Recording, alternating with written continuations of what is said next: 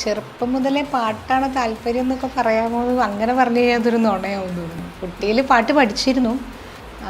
അച്ഛൻ്റെയും അമ്മയുടെയും നിർബന്ധത്തിനാണ് പഠിച്ചിരുന്നത്. പിന്നെ അതൊരു പ്രൊഫഷനായത് കല്യാണം കഴിഞ്ഞ് എറണാകുളത്തേക്ക് ഹസ്ബൻഡ് അരുണിന് ഇവിടെയാണ് ജോലി. അപ്പോൾ അങ്ങനെ ഞങ്ങൾ ഇങ്ങോട്ട് ഷിഫ്റ്റ് ചെയ്ത്, ഞങ്ങളല്ല, ആൾ ഇവിടെ തന്നെയായിരുന്നു. ഞാനിങ്ങോട്ട് വന്നതിൻ്റെ ശേഷമാണ് ഈ പറയണ PR മുരളി എന്ന് പറയുന്ന ഒരു മ്യൂസീഷ്യനെ യാദൃശ്ചികമായിട്ട് പരിചയപ്പെട്ടു. അങ്ങനെ അദ്ദേഹം വഴിയാണ് ഞാനിതൊരു ഒരു ഗാനമേളയിലേക്കും അല്ലെങ്കിൽ ഒരു റെക്കോർഡിങ് അങ്ങനെ ഒരു ഇതിലേക്കൊക്കെ വന്നത് അദ്ദേഹം വഴിയാണ്. അതല്ലെങ്കിൽ ഒരു പക്ഷേ വല്ല പാട്ട് ടീച്ചറൊക്കെ അങ്ങനെ ഒരു ഇത് എൻ്റെ മനസ്സിലുണ്ടായിരുന്നൊരു കാര്യമല്ല ഇത്.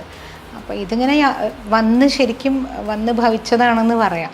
ഞാനങ്ങനെ പാട്ട് അങ്ങനെ ഭയങ്കര പാഷനൊക്കൊന്നും അപ്പം എനിക്ക് അങ്ങനെ ആയിരുന്നില്ലേ. പക്ഷേ പിന്നെ അതൊരു പ്രൊഫഷനായപ്പോൾ ഞാൻ പിന്നെ അതിനെ സീരിയസ് ആയി കണ്ടുകൊണ്ട് കോളേജിലൊക്കെ ചേർന്നപ്പോൾ കുറച്ചുകൂടി സീരിയസ് ആയിരുന്നു. നമ്മൾ എല്ലാവരും നല്ല രീതിയിൽ പ്രാക്ടീസ് ചെയ്യലും അങ്ങനെയൊക്കെ ഉണ്ടായിരുന്നു. അപ്പോൾ പിന്നെ അതൊരു ജോലിയായപ്പോൾ പിന്നെ അത് ആത്മാർത്ഥമായി ചെയ്യാൻ തുടങ്ങി.